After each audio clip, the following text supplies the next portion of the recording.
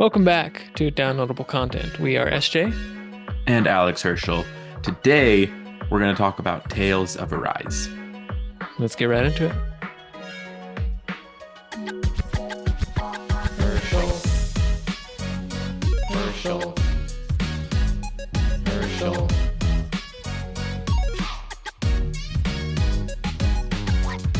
My dude, how are ya? Pretty good. Work is keeping me busy. We used to be able to start at 6 p.m. Now it's like 6:30 or a little bit later. Yeah, yeah. It's good though, you? Um, yeah. I mean, it's fall break this week, so I don't have class, which is nice. Hmm. Um, yeah. Eh. Okay. All right. By the way, is my mic volume okay? Like Yeah, you're coming in sounding good. clean? Okay, You're cool. sounding good. Cool, cool. Um, I've got a quick gaming update, if Okay. that's all right. Yeah. I started playing Control, and first impression is that, man, you just get thrown right in and you have no idea what's going on. Mhm. And I am here for it. It's really cool. Like, um, just the way that the game, like, I'm usually not the kind of person that's like picking up every collectible and like reading the lore stuff, Mhm. because usually like I don't have time for that. I just want to play the game. But this one, like I'm compelled to read it because like the story is so intriguing and I want to know what's going on. So I'm reading these pieces of paper and letters and stuff that I pick up around the facility, and I'm like trying to find out more about the character and her connection to this place and these like powers that she's like amassing, and I'm just very, very beginning, first, I don't know, few hours, but it's been fun so far. So there's that. And then I have a confession. Um, I am getting back into Minecraft. It's been a while, but my buddy Zach um helped me to mod Minecraft so that the graphics look insane. Minecraft is officially the most demanding video game I own. Like, it looks crazy. Um, but yeah, it's just fun. I'm like making my like seaside shack on the beach right now. I have a cat. It's really cute. When I go to sleep, it like lays on top of me and it purrs. And it's kind of my fantasy because I can't really interact with cats in real life. So Darn allergies. darn allergies. So yeah, there's just another game to add to the list of things that and Minecraft is never ending, so I will play it sparingly. But it's nice because like if I get home from like a long day of work and like I don't have like an hour and a half to put into Control, or some other game like or like Elite Dangerous where I need like at least an hour to play, right? I can just play Minecraft. I can even play for just 15 minutes, 20 minutes, whatever. And I can just put it down. There's no, oh, am I gonna get to a save point quick enough to put this down? You don't need to worry about stuff like that. So, and I Right. can play it on my Steam Deck. And I can Very play it on my Steam Deck. Anyway, nice. Dude, I still have never played Minecraft, and I'm dang. not really I'm not intrigued enough by the idea of it. Like Liv loves it. Liv wants me to play with her all the time, and I'm like, dear, I love you, but What? Dude, just I've been trying to get my wife to play Minecraft with me. I just it's I just have no interest in it. And I don't know why. Like there's plenty of aspects within Minecraft that I enjoy in other games. So I don't know Yeah. why I'm like against playing it. But I will say the soundtrack in Minecraft Dude, is actually dude, crazy good. so good. It's really It's good. straight up So therapeutic. yeah, It's so good. yeah. Do you love your wife? I love my wife very much. Give it a try. You know? Just half an hour. Let her introduce you to it. Just try half an hour. If it's So not your thing, I totally respect it. Liv and I have played games together before. Uh-huh. Um, there is a reason that I would not want to play this type of game with her. Why I'm he not that I don't want, I shouldn't say that I don't want to, but why I am hesitant to play it with her. Okay. I understand. You don't have to get into it. That's okay. So, Here, but let me just say, you two can be in the same instance, right? In the same game world, mhm, do completely different things. You could be like on the other side of the map and never even interact. And then every right, But anyway, I'm sure you have your right, reasons. I'm sure right. they're valid. You know your marriage more than I do. You know what? Let me just throw this out there. Guys, this is not a sign of a bad marriage. This is a sign of a man that knows his marriage. I And just- I get really, really sad when I upset my wife. Um, And when I start, yeah, I'll go into the reason why, because it's not like it's like a private thing or anything. It's just that when I start a new game, it takes me a long time to kind of get accustomed to it. yeah. Um, and when my wife is experienced in something and very, very skilled, um, I take her attempts to be instructive and helpful, and I do not receive them well. Hmm. I react poorly to those instances. Mm. Um, and it is just something that because I'm already kind of like, well, I wouldn't really be playing this on my own. Like, Yeah, why would I sure. also want to play it with someone else? Because of my inability to um, take those helpful hints the way that they're intended to, and because I take them the wrong way, it does seem like to me like for now, until I get better at that, it would be good to hold off on doing that. But I I completely respect that because my wife and I um tried playing Yoshi's Woolly World together co-op. And um it ended up turning into like a frustration at some point because it was like, you end up like stepping on each other's toes like unintentionally, and it was like becoming like a frustration. And then so like we enjoyed the time that we had, but we're like, okay, this is not something that we can do. We're gonna right, put that down. Yeah, right. I So, totally get it. Yep. but Anything else?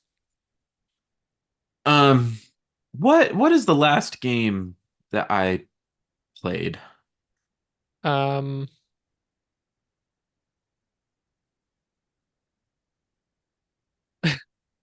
uh, I don't know. You tell me.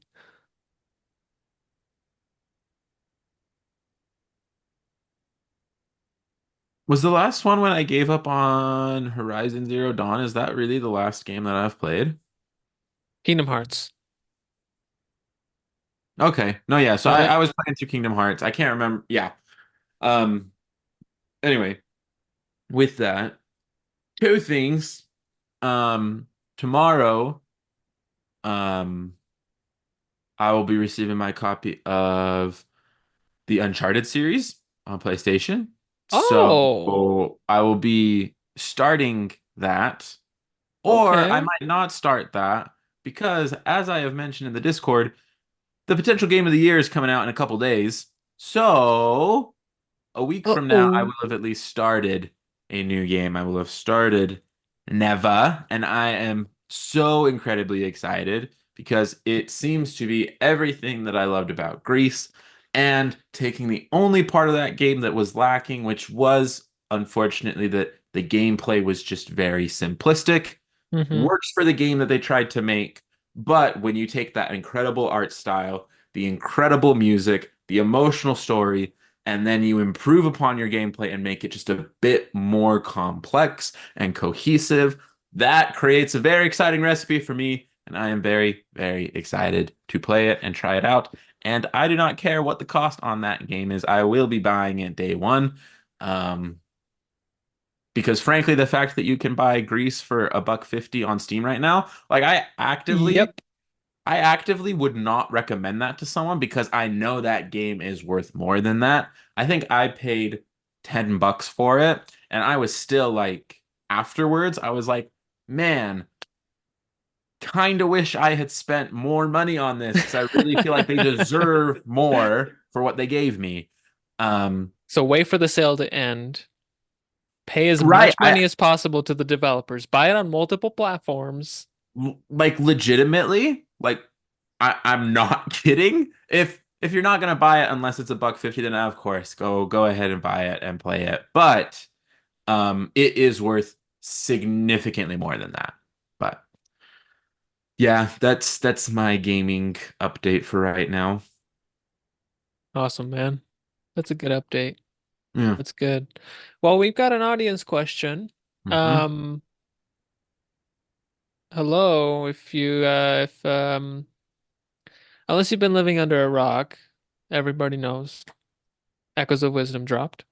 Hmm. And Qualthorn asks, what is your go-to echo or echoes for fighting monsters? I like mixing things up with different echoes every fight, but I've noticed I have two old reliables in Sea Urchin and Octorok. I cannot, unfortunately, answer this question because I have not yet played this game. And I think that's the same for you, right? Correct. Um, do you want to talk about why aren't you gonna buy this? Why aren't you buying this right now? That is a great question. Um, so for me, I think it's actually probably a different reason. I think I've heard a little bit of your thoughts on why you haven't. I think right now, for me, there are a lot of small reasons. Mhm. Number one, Liv actually recently um got into her Xenoblade Chronicles 2 playthrough. Okay. Um, so she The, takes a lot of time that the Switch is available playing yes. that. Yes. And because, we also have a PlayStation, because we don't need to compromise on that, when she is in that kind of zone where she has a game that she's playing through, I try to just kind of let her have the space to do that without interruptions. And so I'll Mm-hmm. focus on other things, which is why I bought um, the Uncharted series and why I will probably be getting Neva on the PlayStation instead of the Switch. Um, but so that's reason number one. Reason number two is because I know how I get when Zelda games come out, and when I'm playing through a Zelda game, and with how much school has been pushing me this semester, it is not a Mm-hmm. good time to play through a Mm-hmm. Zelda game. I need to wait until Smart. Christmas break to do Mm-hmm. it, because I don't need to be distracted by a new shiny Zelda game as much as I may want it. Yeah. Um, And I think the other thing, kind of the obvious one, is that because it is a top-down Zelda, it's just not quite as intense or complex. Now, I do think that what they're doing, the fact that you can stack objects that you've created, the fact that it is a 3D Zelda game just from a fixed perspective instead of um, a traditional 2D top-down Zelda. Mm-hmm. I don't want to make it seem like this game is not an impressive thing because it seems like from reviews, like there's a lot of really, really cool stuff that they do with their gameplay, with the different systems that they've created for it. Um, But it's not the Breath of the Wild hype. right. If Right. if Tears of the Kingdom had not come out when it did and it came out September 26th, 2024, I wouldn't have let those other issues stop me from buying it, you Yeah, know? yeah, yeah. So I think that's probably like the foundation of it. And then those other two kind of support it and make it easier for me to palate as a fan because I really want to support this game. I think. that they've got a lot of really cool ideas. We've been asking to play a Zelda for a really long time now, and they finally gave us that. So like I want the developers to know that they're doing a lot of things that I really, really like. It's literally just a timing thing more than anything for me right now. But Totally understandable. My reasons, I share pretty much all of your sentiments, except I don't have school, so that's different, obviously. But um, yeah, my backlog is just too big. I still got to get through control. Um, actually, after I get through control, I'll be in a pretty good place to pick something up. Now that I think about it, yeah, because I've already finished Hogwarts Legacy, which is another game that I have to review. I've finished Metroid Prime Remastered, which is also another game that we got to review. But yeah, no, I feel you. It is cool that it's technically a 3D game engine, and it is a 3D game, but from a 2D perspective, to kind of give you those artificial limitations. But yeah, I've heard really cool things too. So I will play it for sure eventually. It is just a little bit lower down the priority list. But we do we will have a special guest that is playing this game currently that will help us review the game. It's gonna be like an interview format, just because neither of us have the capacity to play it right now. So please look forward to that. We will review it, and it will not take like 2 years for us to get to the game. So don't worry. right, I don't know what your timeline is. It sounds like it could be, around when you're done with Control. Like for me, I think right now my plan is to play it in December, once the Okay, semester yeah. is over. Hmm. Whether that's, I get it gifted for Christmas, or if I don't, then on December 26th, I'm going out and buying it with my own money. Not entirely sure what it's going to look Hmm. like, but I do plan to, um, it will be played within a few months, Sick, essentially. sick, So sick. I'm sorry. Can I just squeeze one more thing in before we get to the meat of the topic? Because go right this for it. this has been so exciting to me for like the last week. Behold, look at that. Look at that. So for you audio only listeners, by the way, today's episode is going to feature some gameplay footage that I've clipped and stuff. So if you want to see those things, video would be good. Otherwise, it's okay. I'll still explain everything in audio. But this, for you audio only listeners, is a GameCube controller, but you will notice there's no cable coming at the top. It is a wireless GameCube controller. Um, yeah, there's a mod kit that 8BitDo came out with. I pre-ordered that sucker as soon as I saw the announcement. It's like $25 or something, and it is actually just a straight up wireless GameCube controller now. You swap out the motherboard, and it gives you Hall effect joysticks, so they will presumably never really have drift issues and stuff. You can use it on Switch, PC, Android. Really cool stuff. And yeah, anyway, that's it. There you go. Yeah, Well, yeah. as we said in the episode intro, today we're going to be talking about Tales of Arise. Mm-hmm. Mm-hmm. And so, SJ, just so you're kind of aware of what my format's going to be, because if you are a newer listener and this is the first time you're hearing a review episode, SJ has played the game.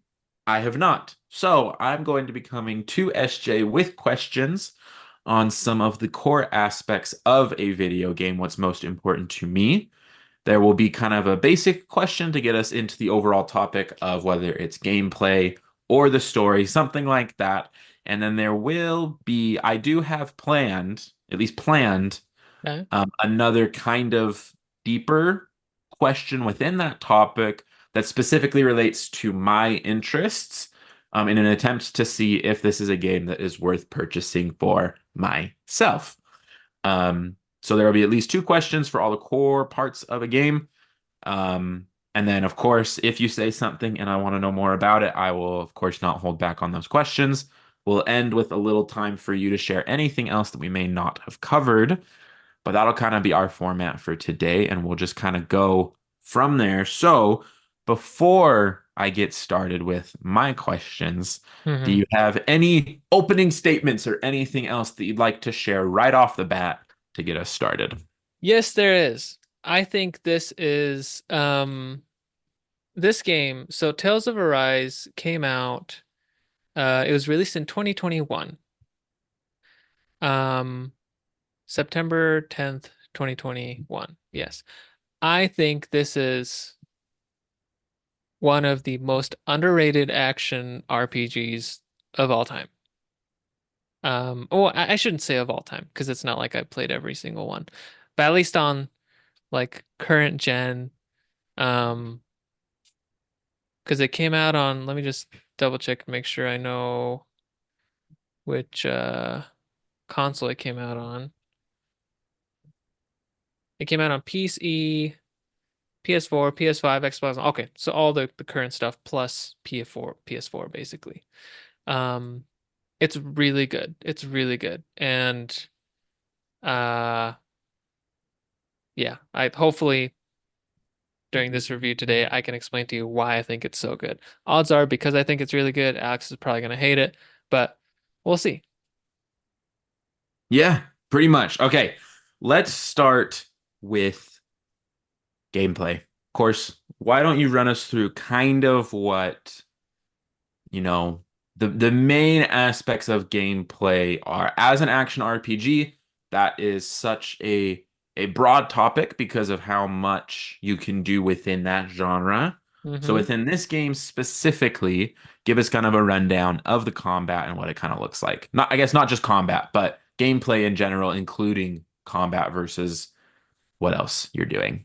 Okay, so um you have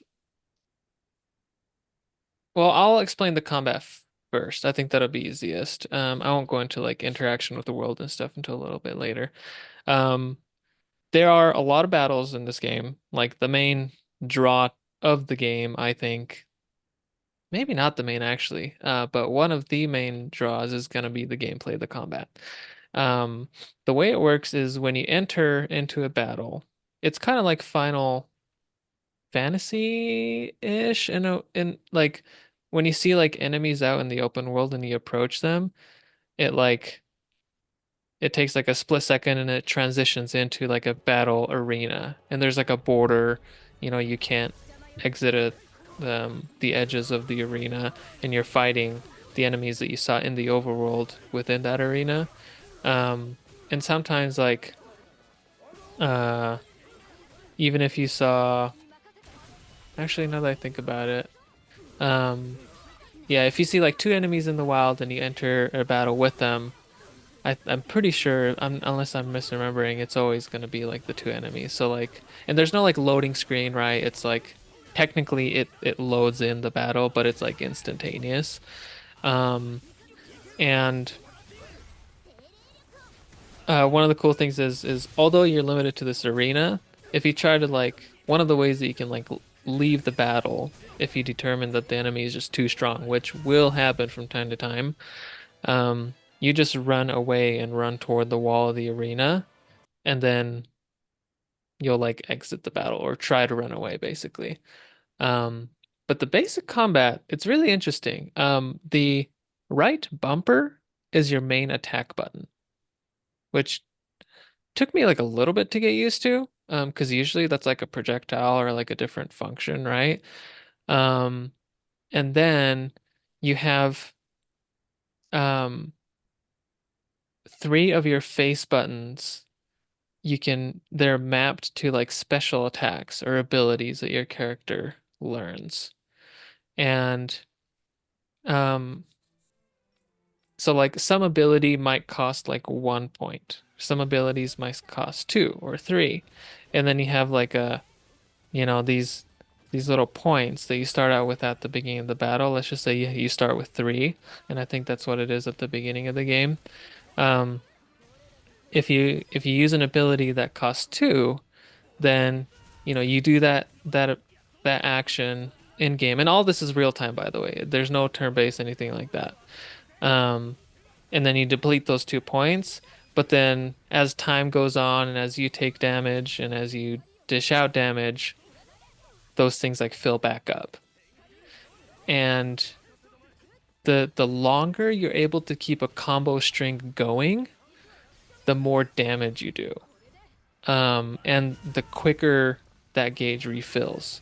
So it kind of turns into the whole combat turns into a mini game of okay, based on this enemy and what my equipped like abilities slash, attacks are, what moves can I throw out at what timing um to come up with the longest combo string possible while this enemy is like staggered. And it's really, really satisfying. Like some moves take him up into the air, some moves do all these kind of different things, and there's some like healing moves and defensive moves as well. Um, and you learn so many abilities um during your playthrough, and but you're able to like pick and choose which ones you like to use and kind of like create this combat style for your character. Some are going to be projectiles, some are going to be, just the hand-to-hand combat stuff. Um, and as you use these abilities, the more you use them, they level up. So like your character becomes more proficient at using said abilities, and they level up, and then they also grant you the ability to learn additional abilities that might be like a more powerful form of that ability or something. So you're always like mixing and matching and exploring with these abilities. And it does not get old.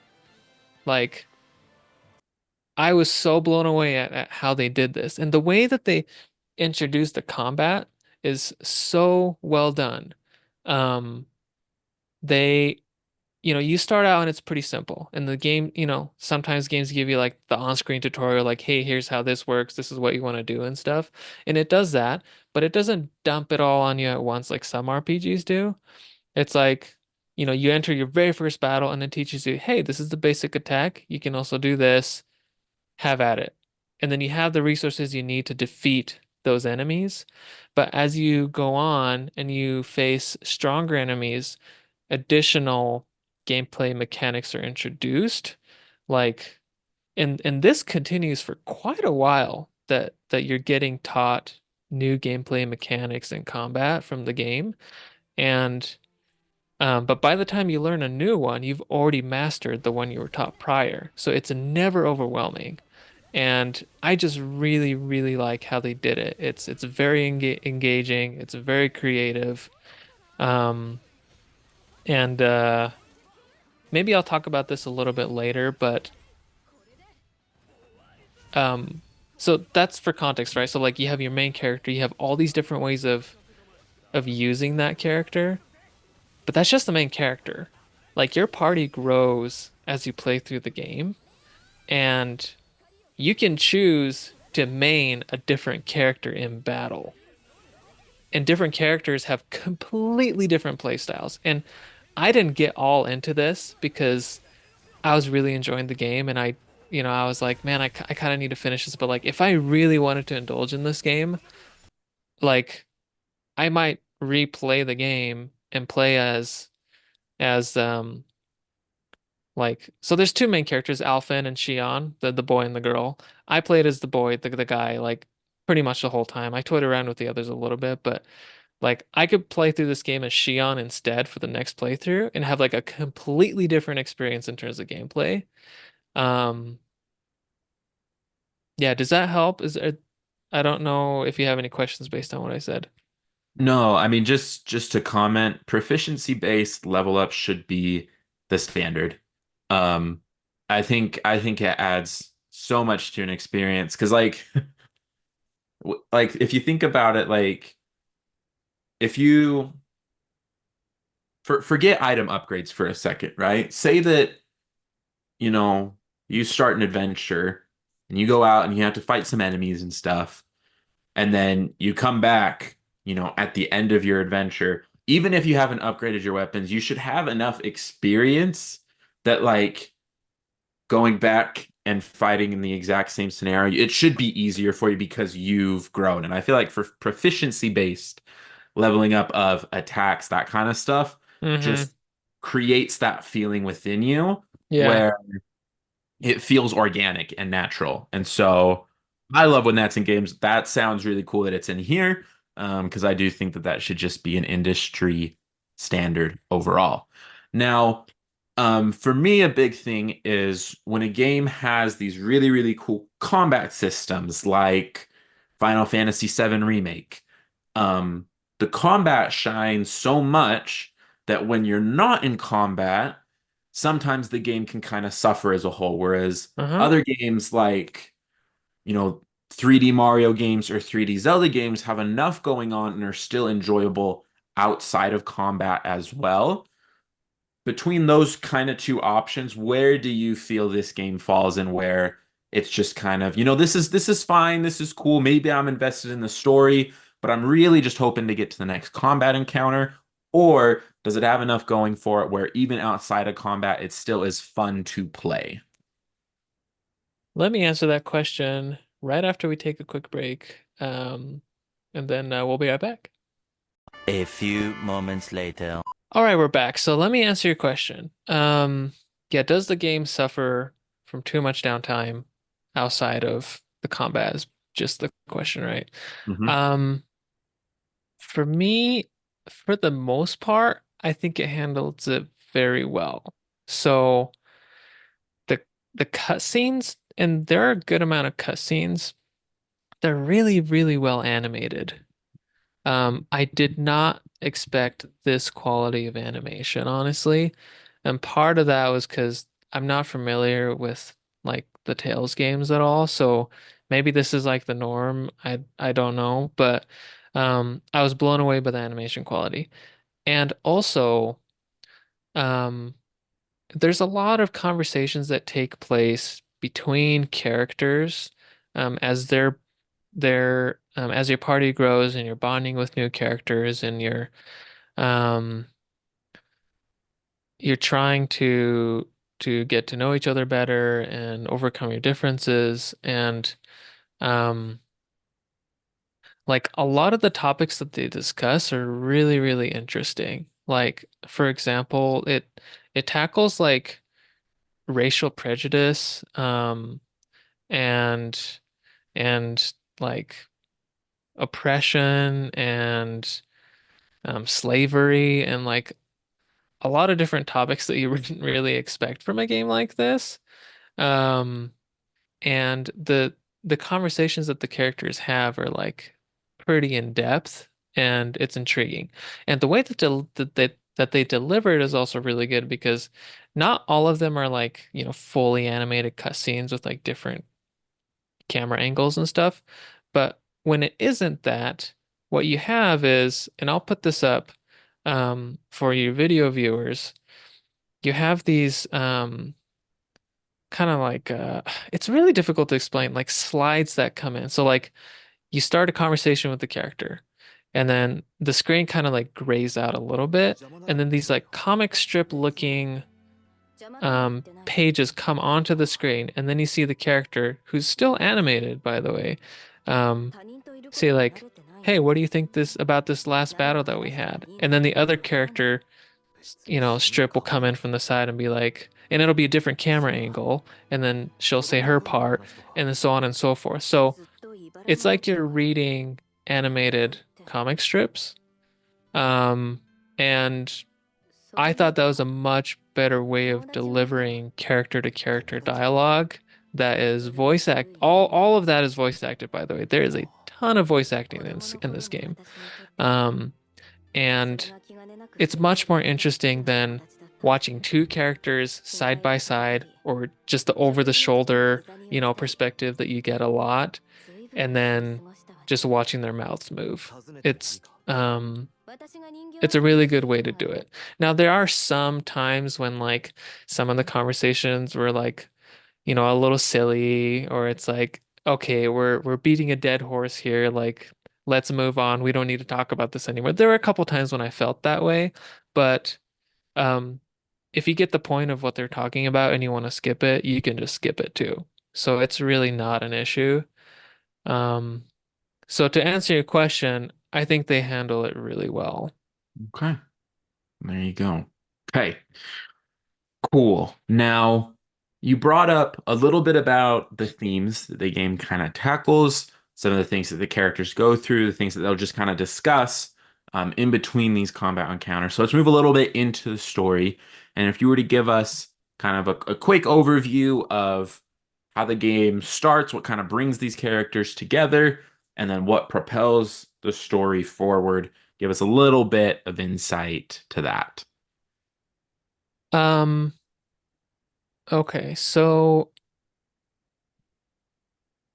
there's a lot of unknowns throughout most of the game, and you're trying to discover yourself. So you start the game playing as um this character. Um, his name is Alphen, which technically is a very minor spoiler because you don't know it at the very beginning, but it's okay. It will not diminish your experience in any way. You start as Alphen, and Alphen, you're just this guy in this kind of desert-like fiery village, and everybody is oppressed. You're literally a slave. Everybody in the whole village is a slave. And, you just slave away mining and doing this stuff for um, these other people that have dominion over you. And Alphen, he's got the main character vibes, and so he sometimes will stand up to the guards and stuff. And um, eventually, something happens to where Alphen is given an opportunity to take up a sword and defend himself and and the people here. And he does that, and he ends up um teaming up with a girl uh who the village had initially imprisoned because she is of the other people, the oppressor. So they're like, "Oh my gosh, like what are you doing here? We're gonna put you in jail. We don't like your people, right?" So those two end up helping each other to get out of this difficult situation, and each character has their own motive for um wanting to go around and basically free people from those that are from those that are oppressing them and enslaving them and stuff. And Alphen's main reason for wanting to do it is, well, people should be free. Slavery is like this isn't right. People shouldn't have to like live under these conditions. And there are other worlds out, other or basically like countries, regions out there that are under the rule of the Rena, yeah, the Renan people. That's their name. And the girl, um, who's kind of the other main character of the game, she has her own reasons, and I won't really talk about it because I don't need to, it doesn't really make much of a difference, and you'll find out if as you play the game. Um, and so that's how the game starts. And you're basically going around to these different regions, um, trying to free the people of each region.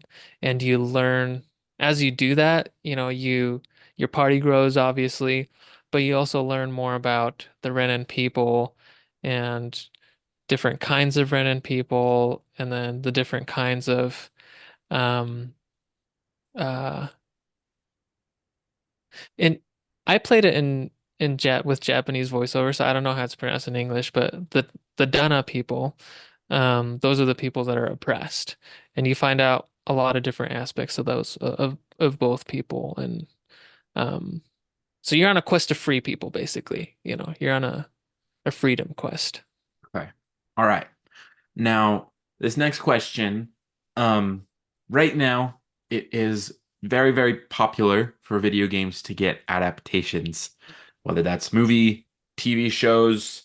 Um, I guess those are really the only two ways that they get adapted. Um, but a lot of times these adaptations can fail to really capture the essence of a game or because there are so many aspects of video games that are so unique to the video game genre, the adaptations can fall short. Now, with a story like this that sounds like it's got quite a bit of weight, quite a bit of complexity and thought put into it, do you think that this could successfully be adapted into a show or movie? Or is the fact that it's an RPG and because player choice and player impact customization is so important to the gameplay, that kind of the overall meaning, not meanings, but the overall experience of this story could be diluted through missing some of that? Or is the RPG elements and the story separated enough that it could stand on its own? Um, this was one of the most like intriguing stories in a video game that I've played. So, I mean, this would probably in my top three list of video games that I think could be well adapted into a different medium. I think TV show would probably be the best just for pacing. Um, because you're going to one area, you're trying to solve this problem, you go to another area, try to solve a problem. So like I wouldn't cram it into a movie, but I think it'd be a pretty good anime or TV show. Yeah. Cool. Now, within that story, we're going to kind of transition over into the overworld and that kind of stuff. You started hmm to talk a little bit about, the scenarios that your characters find yourself in at the beginning of the game. You gave a good overview to that. Now, the overworld itself, does it feel, you know, alive and vibrant and unique? Because that can be a huge turnoff for me, is if I get dropped into a world and there are a lot of areas that are just like, this is just not great to look at, hmm or this feels pointless. It feels just like they copied and pasted generic area. How does the game fare in that regard? I gotta tell you, man, the overworld is beautiful. Absolutely beautiful. And each area that you visit is very different. It's a very different biome. Each of them are very unique, and not only is the world unique, that the people within it are unique too. Like they have different perspectives and cultures because of how they grew up in that world. So, um, yeah, the overworld is fantastic. And the way that it works is like it's kind of traditional RPG in the sense that you pull up your mini map, you have this area that you're in, and you might have some little icons, here's some characters and points of interest. And then you see exit points. It's like, oh, this is how you get to the east side, this is how you get to the north side. And then once you do that, once you exit that area, go into the next area, um, you'll have a loading screen and then it loads in. If you're on any modern gaming hardware like a fast PC or a PS5, those loading screens are going to be like instantaneous, but you are separated from area to area by loading screens. Um, but I don't mind it because it works really well. And um, yeah, so the overworld is beautiful. And this might be a good time for me to just bring up that they have a fast travel system and it's really good. So like you can either navigate um the world by like pulling up your mini map, and then if you're like, oh, I want to go to a travel point that's on like the west side past here, you can just like click on the exit that you see on the map, and then it'll pull up that area that you want to get to, and then you can just click on the star mark or whatever it is for your fast travel points. Or if you're like, well, the region that I want to fast travel to is like super far, then you can pull up um just like a list of areas and then narrow down to which part of that area you want to go to. So the overworld is beautiful. The way you navigate it, I think, is really well done. It is a little bit old school in the sense that you do have, loading screens and stuff, but I think it's executed pretty well. And you brought up that there's a lot of variety within it, that it all looks fantastic. Is there one particular area or two, but really try to stick to one? Is there one that kind of stands out above the rest of it? And if so, why? Is it the visuals? Is it what happens in the area? Is there another reason? Give us a little bit of your insight to that. Um, Yes, there is one area that stands out immediately as I think about it. And it's interesting because like I can't quite pinpoint like, oh, this is the most beautiful geographical area because they're all so different and unique. But there's one place that you visit in particular, and it's like toward the latter half of the game. Um, it's so different from the other areas that you visit. I mean, I guess you could say that about all of them, really. But and also what the people there are like, what they're subject to is um I don't want to say anything more because I don't want to spoil it, but uh all of it just blended so well together. Um and obviously it was beautiful to look at too. That I was it was really cool. I I know that really I just said like a mouthful of nothing, but that's just because I want you to experience this like yourself, all of you listeners, um, and see how gorgeous these worlds are for yourself. Yeah. Hey, there you go. Now, kind of the last big topic. I still got a lot more questions, and there's gonna be. I kind of decided as you were talking that after I get through this subsection, I've got another like what I'm gonna call rapid fire questions that I just kind of want to cruise through and get your Okay. initial reactions too. But before we do that, um, something that I feel like I've made very clear about that plays a big role in my enjoyment of the video game is, of course, music, right? Music is very important to the both of us when it comes to video games. And so, overall, how well does the music that you hear in the game fit? Does it sound like it makes sense in the world? Does it add to the narrative? Is it just kind of there and pleasant? Um, what kind of vibes do you get from it? Is it, you know, techno or, more traditional RPG stuff, lots of horns and strings, that kind of stuff? What is the overall vibe with the music? It's good. Good, Immediately, as not you said, good, the not music. great, or Well, let me say that it has been quite some time since I last played this. So take what I say right now with a grain of salt because I don't remember all of it. Um, I can immediately think of the main battle theme that it plays in my mind, and it's good.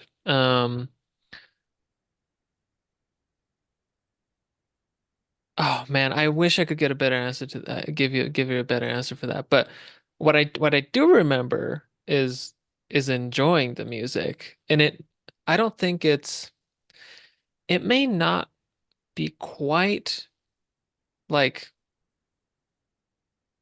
Final Fantasy or Xenoblade. Uh, but it's pretty close. I think it's pretty close up there. Um, like I never had it's a lot of I think Xenoblade is like there's a lot of like rockish music, right? It's a lot more string instruments. There's a lot of violins. Um, but when it's intense, it's done in the right way. So like the main battle theme, the melody is played by a violin. Um, but there's a lot of other instruments that mix into it to like deliver the intensity of it. And the music that plays, it feels appropriate to the area that you're in. So like, it's changing and it makes sense. I guess they could have had a little bit more variety with the battle music now that I think about it. Um, but I can say for certain that I have no complaints about it. I it was good. But yeah. okay, cool. All right. Now, let me get my okay, here we go. Okay.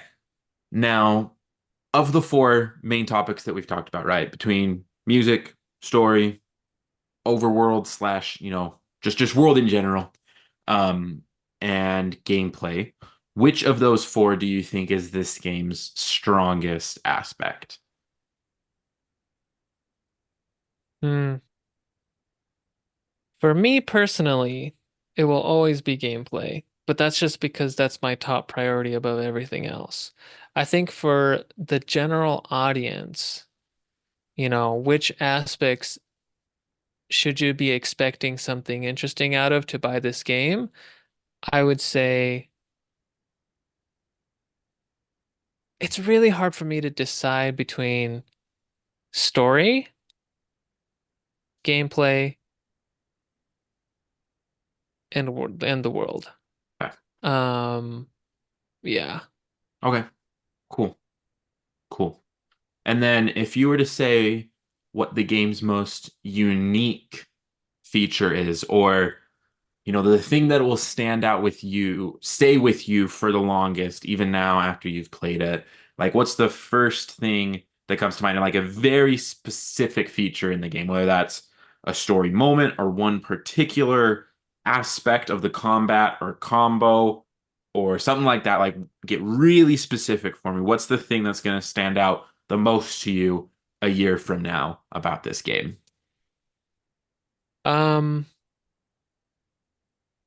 that's really, man, that's really hard. So like two things immediately came to mind, and I know this isn't answering your question really, but one is the combat system. I'll never forget this combat system. It's so unique. It's unlike anything else I've ever played. Um, Two is the story and how the characters grow and interact with one. You actually see character development in the main character and the side characters like throughout the story. Like you see it happening. And there's plot twists. So, um, there are some pretty emotional moments. Like I'm not gonna lie, like I shed a few tears like in some moments of playing the game. Um, and some of those cutscenes are so well animated and delivered, and the music just all meshing well together. Um, that it's hard for me to say that combat is above all else, but it's so good, right? But the story and the characters and like just the whole tale, no pun intended, is very compelling.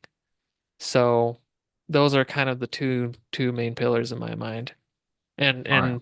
and and there are moments, but I can't really talk about that without spoiling it. Okay. Fair enough. Now, we don't spend a whole lot of time doing number ratings here, but I'm going to make you do it here. So we're going to go through each of those four things really, really quickly. And I'm going to tell you the topic, and then you're going to give me a 1 to 10 number. And then we'll Okay. also do an overall one at the end. Okay. So 0 to 10 on gameplay, what would you give it? Before I do this, can I just say my main gripe with the game? Yeah, Because absolutely. this will shed some light on why I'm about to give the numbers that I'm about to. The difficulty curve. Mm, So I started the game on whatever the default normal mode is, and after a little while, maybe maybe the second or third boss, somewhere around there, um, the bosses get really tanky.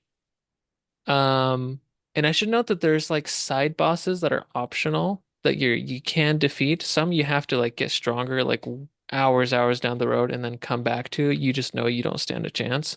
Um, but so not counting those, the mandatory main bosses that you fight as a part of just the normal progression in the story, some of them get so tanky and frustrating to deal with, um, that I had to turn down the difficulty to easy. So what happened, I think like midway through my playthrough, was I encountered this one boss. I tried it like two or three different times, and he was so tanky. And a lot of these bosses have like crazy damage dealing AoE attacks and stuff that are nearly unavoidable and sometimes completely unavoidable. That I just turned down difficulty to easy to get through the boss. And but when I turned down the difficulty to easy, it was like good. It was like a perfect, middle ground difficulty. But then after I beat the boss and got back to fighting regular enemies, I find myself like just wiping the floor with him a little too easily. So then I'd switch it back to like regular. Um, and then keep going until I encountered a boss or area that I felt was too difficult. So like I did the difficulty switching back and forth, say like a few times throughout my playthrough. Um, the good thing is that you're able to change it at any given moment. So if a boss beats you, you have the option of changing the difficulty and retrying and stuff. And you can open up the menu and to change the difficulty at any point. So that's the good thing. The bad thing is that it it takes you out of the game a little bit when you have to like manually change the difficulty yourself. Um, so I think that that could have been done a little bit better, but minor gripe. So, um, what was your first rating that you asked for again? Gameplay. Gameplay. I would say 9 out of 10. Okay. Story.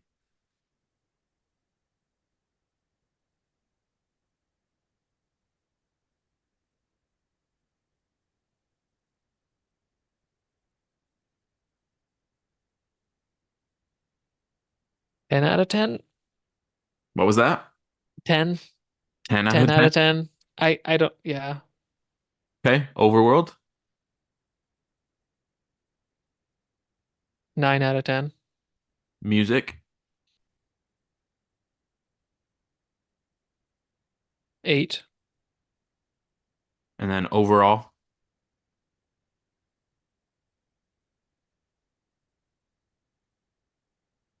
9.2 out of 10. Interesting. Okay. See, the reason I wanted to have you do this is the numbers you gave me average out Yeah. to a 9 out of 10 score. So hearing a 9.2 overall, I think shows that the game, when all these things are combined, shows that it's the sum is more than its parts, right? So, or however that saying or phrase actually goes, uh, Right, right. the combination of it exceeds and elevates the experience overall.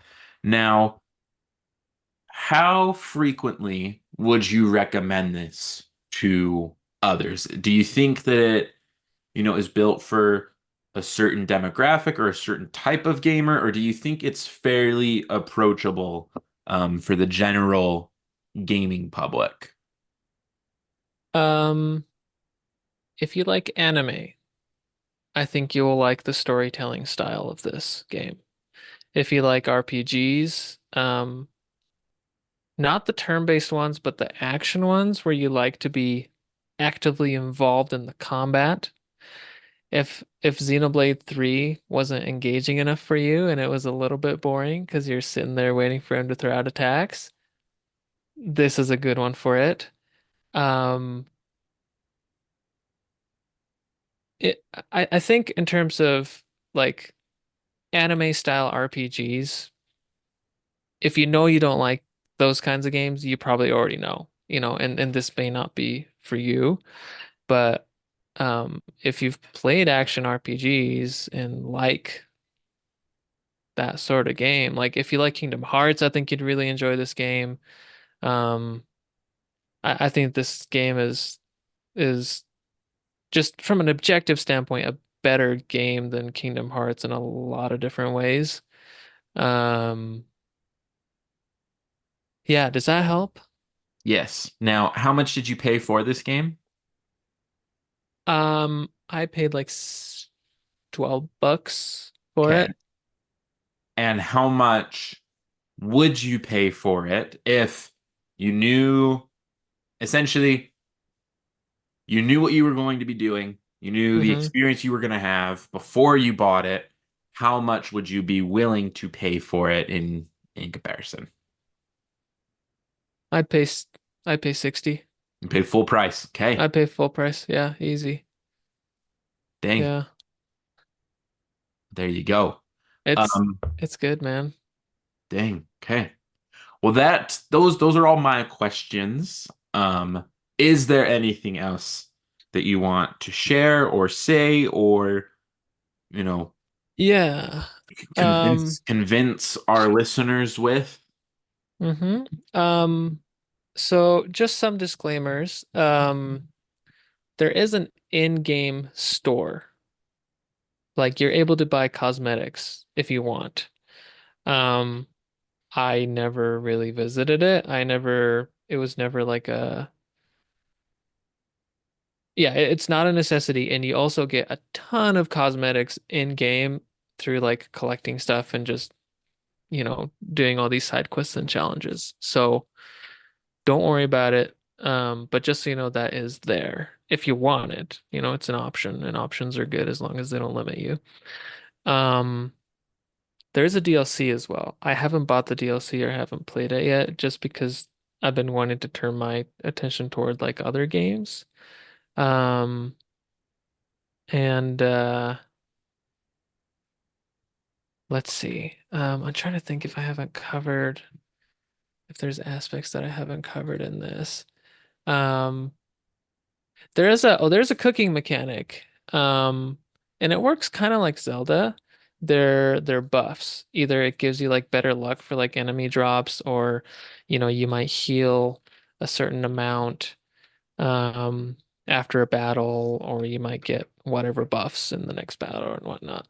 And it works pretty well. And it's cool because um there's like a camping system, right? And that's when you have a chance to cook. So anytime you sleep at an inn, you recover all of your HP and your MP and stuff. Or if you sleep outside, if you camp out, um, the same thing happens. And before you go to bed, you see like all the characters kind of like sitting together, chatting and stuff.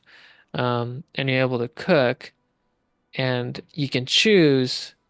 Um, like who cooks what, and different characters are better at cooking certain things than others. So like they might have like different augmentations to the boosts themselves. Um so like, if it's a thing that's meant to like boost your attack for 8 minutes, if you cook it with someone else, it might give you the boost for only 5 minutes, but maybe that boost is like doubled or something like Mm, that. So that's a really cool system. And also, before you go to bed, you're able to choose one of the characters to chat with to get to know them better. And then sometimes if there's like special scenes or dialogues that are gonna play, there'll be like a star next to that character. Um, and then your bond with that character will strengthen after that conversation takes place. It doesn't really impact gameplay at all, but it's cool because you get insight into the personalities of these characters, and all of them are very unique, and it's very cool. Um, if you liked getting to know the characters in like Fire Emblem Three Houses, for example, there's a little bit of like aspects of that, although it doesn't impact your gameplay. But it is also totally optional, So if you're just a gameplay strictly guy and you don't really care about all the dialogue and stuff, you can skip it. That's the beauty of it, is I feel like this game is a really good package in terms of like story, world, gameplay, characters, and how all those things are designed. Um, but whatever aspects you don't like, you can kind of skip, in terms of the story and the character development if you're not into that. But I highly recommend just listening to it. And I think most people will be compelled to listen to it because it's very interesting. Yeah. there you go. Ha- Can I now have I convinced you? Would you consider it? It's a good question. Um, I guess it depends on what other games are out, right? yeah, yeah. I mean, I still have quite the list. Um, that I am slowly but surely trying to work my way through. Mm-hmm. Um, and I'll be completely honest, and this is not fair of me to do. Uh-huh. But do you remember when you told me that this is the game that I thought Xenoblade Chronicles 3 was going to be? Yes. I don't know if I can get past that.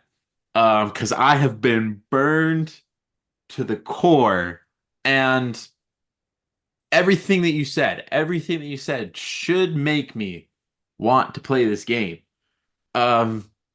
But like just it's still so hesitant for me just for that reason alone of just like, well, I don't need any more reasons to hate Xenoblade Chronicles 3 more than I already do. And if I play a game that is everything that Xenoblade 3 should have been, then we're never going to get past it. We're 2 seasons later on this show, and I'm still bringing up Xenoblade Chronicles 3 and the colossal disappointment it was. Um, Now with that said, I would not be opposed to like trying it. Um, like if I was over at your place and we had a spare 30 minutes, like I would not be opposed to trying it out and seeing if that alone was enough for me to want to move forward. Um, Mm-hmm. but I think without that type of scenario where I was able to play it before committing to it fully, uh, Sure. like that would need to happen. Um, so Um, Let me ask you one more thing. If I bought it for you, no strings attached, it's your Christmas present, it's free. If you hate it, you can put it down after an hour, and I will absolutely not be disappointed because I'll know that you gave it a shot. Would you eventually get to it? I mean, Just for a yeah, try. Just to yeah. try. No, I mean, Just to I'm try. I'm not gonna let a gifted game that I was given sit on my shelf forever. There's gonna come to a point where I'm gonna have finished something and I'm not gonna know where to go next, or maybe I buy a game and it's a really quick experience, and next thing I know, I'm needing another game way quicker than I was expecting. Um, no, yeah, I mean, I'm not gonna just put it on a shelf and ignore it. Uh, Okay, okay, okay. All right. but yeah. Okay, okay. Good to know. Well, thank you all for listening. Hopefully you enjoy this. I like doing review episodes. I think it's been a while since we've It done has. one. Yeah. Um, in fact, was the Near episode the last review episode we did?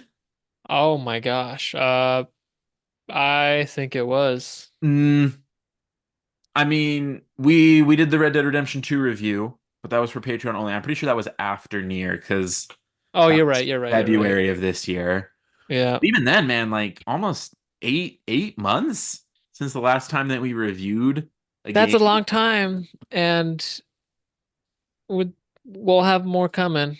There's two more in the pipeline I mean, there's already. 2 more from you. I still want Yeah. to do my Returnal review, and then Oh, we gotta do that. we'll have Yeah. Echoes of Wisdom as Yeah. well. So, Oh, oh, they'll they'll come. we said we wanted to do a Horizon Zero Dawn one, Ooh, and we still haven't done yeah. that. We should probably do a Kingdom Hearts review. Now, how far are you in that playthrough? I haven't heard I'm any updates on it. I am I'm in oh gosh, the Alice Wonderland. Okay. Okay. Very first world. Yeah, I'm slowly chugging through. There you go. Well, Yeah. anyway, listeners, thank you for listening. Of course, if there are any topics you want to hear us talk about, go ahead and drop them in the Discord or email them to us. We'd like to thank our Patreons. We've got Joshua, we've got Tyler, we've got Grandpappy, Mm-hmm. and I can't. Well, we also have Nicholas and Jay Maurer, and then our new Patreon. I can't remember what. Sketch 201. There we go. Our newest There we down go. earth cockatiel. Could not Yeah. remember how their name was formatted on the Patreon, but Yeah. they're here. Thank you. You're They're all great. wonderful. Yeah. Um, yeah. Anything else to say? No, man. I'm gonna buy this for you. And you're gonna play it. So see you guys next time. Love you.